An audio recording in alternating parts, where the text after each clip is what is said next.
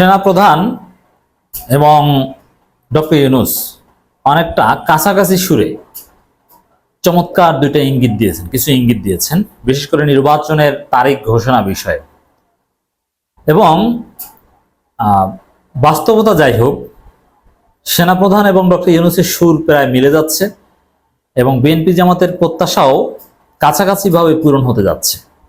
আপনারা জানেন যে সেনাপ্রধান আগেই বলেছিল যে 18 মাসের মধ্যে নির্বাচন হওয়া উচিত।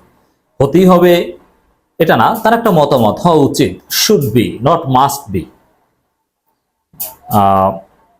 ডক্টর ইউনূস নির্বাচন নিয়ে কথা বলেছেন। নির্বাচনের তারিখ কবে ঘোষণা জানালেন ডক্টর ইউনূস। জাতীয় সংসদ নির্বাচন কবে হতে পারে সে ব্যাপারে ইঙ্গিত দিয়েছে অন্তর্বর্তীকালীন সরকারের প্রধান উপদেষ্টা ডক্টর মোহাম্মদ ইউনূস। এর আগে তো শুনেছেন যে সেনাপ্রধান 18 মাস, 1.5 বছরের কথা বলেছে, আর ডক্টর ইউনূস এ বিষয়েও একটা ধারণা দিয়েছেন। এটার ব্যাখ্যা আমরা দিব। তিনি জানান চলমান সংস্কার কাজ শেষে, সেম সেনাপ্রধানও কিন্তু বলেছেন যে সংস্কার কাজ শেষে এবং একটি পূর্ণাঙ্গ ভোটার তালিকার কাজ সম্পন্ন হলে নির্বাচনের তারিখ ঘোষণা করা হবে। দেখুন, ভোটার তালিকার কাজ এটা কোনো ব্যাপার না, আর এখন সব ডিজিটাল। ভোটার তালিকা অলরেডি করা আছে, নতুনভাবে তেমন কিছু করে না, জাস্ট যাদের বয়স পূর্ণ হয়েছে তারা করবে। এটা স্বরাষ্ট্র মন্ত্রণালয় করুক আর নির্বাচন কমিশন করুক, এটা অল্প সময়ের মধ্যে চলতে পারে। এটা যথেষ্ট আপডেট কাজ বলে এটা সময় সাপেক্ষ কিছু না। মূল কাজ হচ্ছে সংস্কার কাজ। কিন্তু এই বিষয়টা জরুরি আলাপ, যে কথাটা আমি বারবার বলতে চাই, সংস্কার কাজের মধ্যে আওয়ামী লীগের বিচার আছে কিনা। আওয়ামী লীগের বিচারটাকে শেষ করতে চান? সংগঠন হিসেবে আওয়ামী লীগের বিচার, গণহত্যার বিচার, ভোটাধিকার হরণের বিচার, নিপীড়নের বিচার, এটাকে শেষ করে তারপরে নির্বাচন দিতে চান, না এটা নির্বাচিত সরকারের হাতে তুলে দিতে চান? This is great question.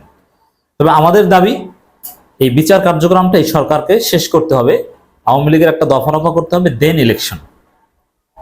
আর মানে এখানে কিন্তু ডক্টর ইউনূস এবং সেনাপ্রধানের মন্তব্য মিলে যাচ্ছে যে সংস্কারের পর নির্বাচনের তারিখ ঘোষণা করা হবে। এখন সেই সময়টা কবে, সংস্কারের পর মানে কবে? এখানে একটা বিভ্রান্তি কিন্তু তৈরি হয়েছিল এর আগে, যদিও তার একটা সমাধানও পাওয়া গিয়েছে, যে কোনো গণমাধ্যম ইংলিশ ভার্সনটা এভাবে উপস্থাপন করেছিল যে সেনাপ্রধান যে বলেছেন যে 1 থেকে 1.5 বছরের মধ্যে নির্বাচন, এটা কি সংস্কার শেষ হওয়ার 1.5 বছরের মধ্যে, না এখন থেকে 1.5 বছরের মধ্যে? এই বিষয়টা যদি সংস্কার শেষ হওয়ার 1.5 বছরের মধ্যে হতো তাহলে বিষয়টা ভিন্ন ছিল। কেউ কেউ এরকম ব্যাখ্যাও দিতে পারে। সেনাপ্রধানকে এটা ক্লারিফাই করার জায়গা আছে, কারণ ইংলিশ ভার্সনটা একটু অ্যাম্বিগুয়াস। মানে 1 থেকে 1.5 বছর মানে এখন থেকে 1 থেকে 1.5 বছর, বা 1 থেকে 1.5 বছর সংস্কার শেষ হওয়ার পর 1 থেকে 1.5 বছর, এই জায়গাটা একটু অস্পষ্টতা কিন্তু এখনো আছে। কিন্তু বাংলাদেশের গণমাধ্যমগুলো যেভাবে ইন্টারপ্রেট করেছে, বা এখন পর্যন্ত যেহেতু সেনাপ্রধানের পক্ষ থেকে কোনো সংশোধনী আসেনি, তা আমরা এটা ধরে নিতে পারি যে এখন থেকে 1 থেকে 1.5 বছর। তো ডক্টর ইউনূসের যে এই ভোটার তালিকা সম্পন্ন হওয়ার পর নির্বাচনের তারিখ ঘোষণা করা হবে, এটা ওই সেনাপ্রধানের বক্তব্যে ব্যাখ্যা পাওয়া যায়, 1 থেকে 1.5 বছর। তো এইটা বিএনপি জামাত কিন্তু এটাই চায়, এখন থেকে 1-1.5 বছরের মধ্যে নির্বাচন বিএনপিও চায়, জামাতও চায়, তাদের প্রত্যাশা পূরণ হতে যাচ্ছে।